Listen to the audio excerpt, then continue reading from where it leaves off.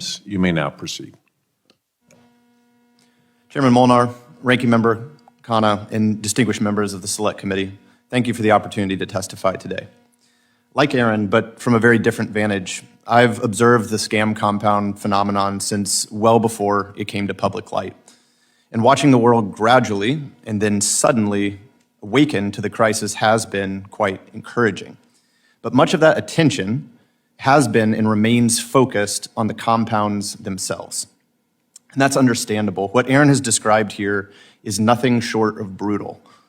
These compounds are destroying the lives of scam victims from America and all over the world, and they are trapping trafficking victims in horrific cycles of forced criminality. But the scam compound is only the visible front end. The deeper threat is the political architecture that protects it. And that's why I'm particularly encouraged by the committee report framing that rightly resists the simplistic explanation here. This isn't a single command and control style conspiracy run by Beijing, but it's also not ordinary organized crime. Rather, you describe a highly complex system, a regional and global network with many nodes. And my work focuses on one part of that system that remains severely underexamined today, but become embedded intractably in the political economic fabric of that country. Cambodia is the most mature case of that phenomenon today. And Cambodia cannot be understood merely as a cybercrime hub, a trafficking destination, or a problematic partner state in the region. And it is certainly all of those things, but more precisely, Cambodia is an advanced case of what criminal authoritarianism looks like in the digital era. This is a system in which illicit markets have become bound up with the incentives, the survival strategies, and the external alignments of the political order that exists there. And in my written testimony, I describe this as scam state architecture, and it has three basic layers. The first, at the top, are the external capital and capacity actors. These are the foreign criminals, the gray market actors that are predominantly from the People's Republic of China, who bring the money and the operating model. Second is the territorial protection layer. These are the compound owners that Aaron described, the local oligarchs who are bringing land and guards and impunity. But at the deepest level, you have your elite facilitators. These are the local actors who are giving access and regulatory insulation and connecting the whole system back to the state institutions at the very highest levels. These are people like Hun To, who is the cousin of Prime Minister Hun Manet, and also simultaneously a board member and a documented 30% shareholder in a firm that the Treasury Department has called a primary money laundering concern of the US government, and which is also widely described now as the largest illicit marketplace in history. And while numerous of Hun To's Chinese business partners are now facing accountability, he has never been sanctioned, never been indicted, and is free to visit or invest in the United States today. And in light of all of this, it is important to remember that modern Cambodia was not formed in a vacuum.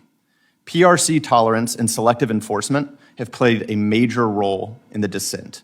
But democratic governments have also all too often accommodated, underweighted, or looked past criminal autocracy in Cambodia in pursuit of other goals. And fully recognizing that this is the China Select Committee and not the Cambodia Select Committee, if your goal is to counter Beijing's influence, the democratic world has one real comparative advantage. And that is the promise of a different political future that is rooted in rule of law, accountability, human rights, and civic freedom.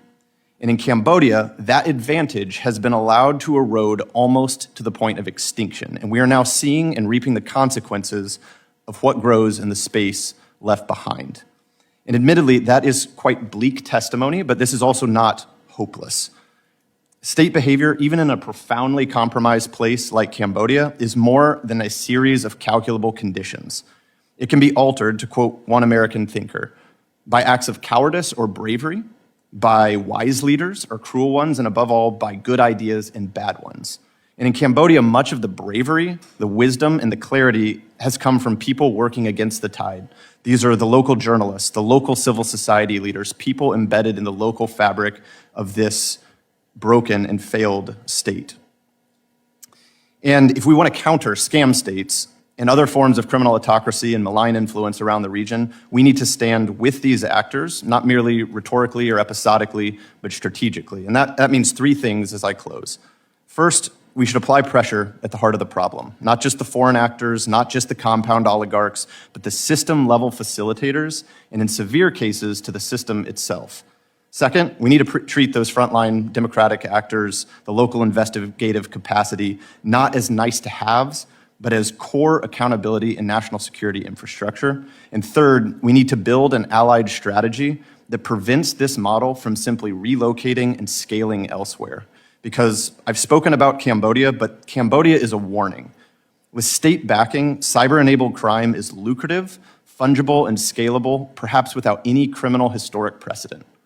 And if we fail to address the underlying architecture, we will keep chasing compounds while the system continues to export harms with ever greater severity upon Americans and people across the rest of the world. Thank you.